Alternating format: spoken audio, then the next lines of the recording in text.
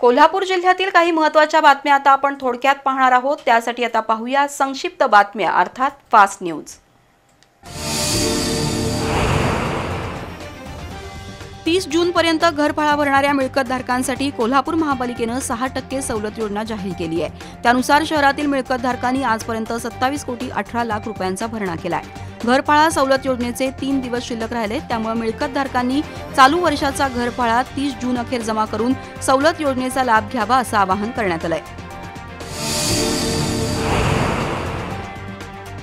पालकमंत्री प्रकाश आबिटकर यांच्या प्रमुख उपस्थितीत कोल्हापुरातील विवेकानंद कॉलेजमध्ये मेळावा झाला। त्यामध्ये बोलताना नामदार आबिटकर यांनी मुख्यमंत्री प्रशासकीय गतिमानता अभियानांतर्गत समावेश असणाऱ्या विविध घटकांची तसंच रोजगारविषयक संधीची माहिती दिली। विवेकानंद शिक्षण संस्थेचे प्रमुख अभयकुमार साळुंखे यांनीही शिक्षण क्षेत्रात उपलब्ध असणाऱ्या संधींची माहिती दिली।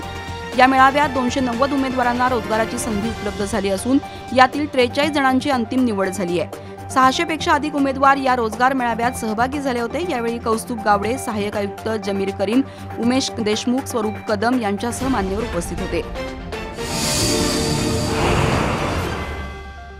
विनर्स झेप स्पर्धा परिवाराच्या वतीनं शाहू जयंतीचं औचित्य साधून ताराबाई पार्कातील शासकीय मुद्रणालयाच्या आवारात वृक्षारोपण करण्यात आलं। त्यातून आंबा, फणस, जांभूळ, रामफळ, सोनापटा, गुलमोहर अशा देशी झाडांची लावण करण्यात आली। यावेळी रणजित फगरे, राजदीप घोडके, प्रकाश कांबळे, जावेद अत्तार यांनी मनोगत व्यक्त केली। या उपक्रमासाठी ॲडव्होकेट विजयकुमार कदम, चंद्रकांत काटे, राजेंद्र सुतार, सागर पालवे, सुरेश सुसवरे, सुभाष सुतार, सुनील दळवी, अर्जुन पाटील, अभि पाटील उपस्थित होते।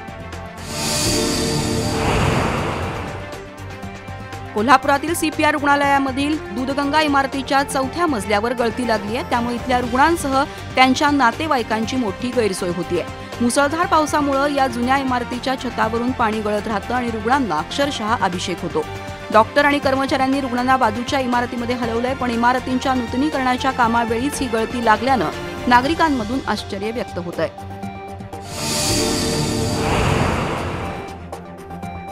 फुलेवाडी इथल्या श्री विठ्ठलपंथी सांप्रदायिक भजनी मंडळाच्या वतीनं आषाढी वारीनिमित्त पायी दिंडी सोहळ्याचं आयोजन केलंय। मोठ्या भक्तिमय वातावरणात ही दिंडी पंढरीच्या दिशेनं रवाना झाली। गेली 25 वर्ष मंडळाच्या वतीनं हा दिंडी सोहळा होतो। या दिंडीला मंडळाचे अध्यक्ष महादेव मेडे, दत्तात्रय मरळकर, अरुण पाटील, ऋषिकेश मिरजकर, शिवशंकर भस्मे, सुनील मोरे यांच्यासह मान्यवरांनी शुभेच्छा दिल्या।